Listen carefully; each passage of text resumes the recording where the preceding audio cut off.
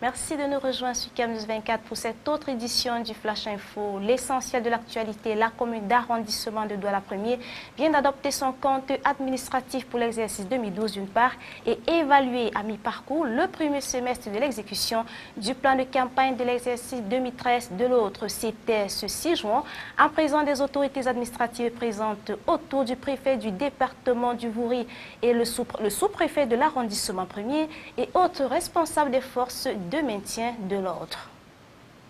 Aménagement de la voirie de Douala, la communauté urbaine de Douala à l'œuvre. Le délégué du gouvernement, le Dr Princeton Antonet, a annoncé des grands chantiers au cours d'un point de presse donné à Douala où il est prévu le démarrage des travaux pour ce 7 juin 2013. Excellence scolaire à présent, Madame le maire de Douala 2e, Denise Fampou, prime les élèves méritants. Ils étaient environ 5 000 à recevoir des fournitures scolaires. Et l'action vise à encourager les enfants pour leurs travaux abattus durant l'année scolaire écoulée et alléger aux parents les charges de la préparation de la future rentrée scolaire.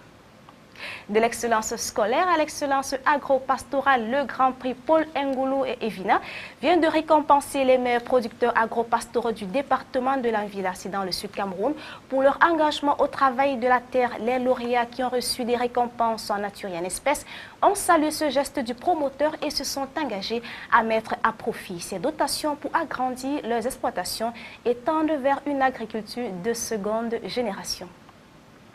Restons dans la région du Sud pour reparler de la journée mondiale de l'environnement qui s'est célébrée ce 5 juin.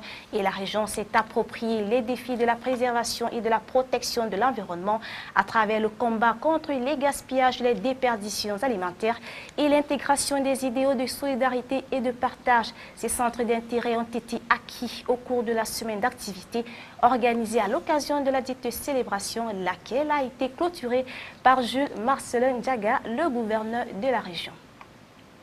À présent, le condensé de la page étrangère avec l'agence France Presse. Plusieurs interpellations après la bagarre qui a conduit à la mort cérébrale d'un militant d'extrême gauche à Paris. Les agresseurs présumés de Clément Méric graviteraient autour d'un groupe skin, les jeunesses nationalistes révolutionnaires, ce que dément leur chef. La classe politique a unanimement condamné cette agression, certains la qualifiant même d'assassinat. François Hollande en visite d'État au Japon, accompagné d'une délégation d'une quarantaine de patrons et de 7 ministres, c'est une visite à fort caractère économique. Les deux pays veulent notamment coopérer davantage dans le secteur de l'énergie et favoriser les exportations conjointes d'équipements nucléaires. Au 7e jour de contestation, le Premier ministre ne cède pas d'un pouce face aux manifestants. Depuis Tunis, où il est en visite, Recep Tayyip Erdogan a indiqué qu'il ne renoncerait pas au projet urbain à l'origine du conflit à Istanbul. Il a également accusé une organisation terroriste de participer aux troubles et annoncé que 7 étrangers impliqués dans les manifestations avaient été arrêtés.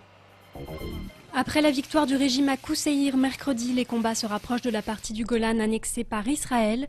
2 casques bleus ont été blessés au cours des bombardements. En réaction, l'Autriche a annoncé le retrait de ses 378 soldats, membres de la Force des Nations Unies. Prestigieux navires et bateaux militaires arrivent tour à tour au port de Rouen. Près de 4000 visiteurs sont attendus à bord de ces voiliers venus du monde entier. L'Armada s'achèvera le 16 juin avec la parade de ces géants tout au long des 120 km de la Seine jusqu'à la mer. Et fin de cette édition, merci de votre attention. Les informations continuent sur CAMNews 24.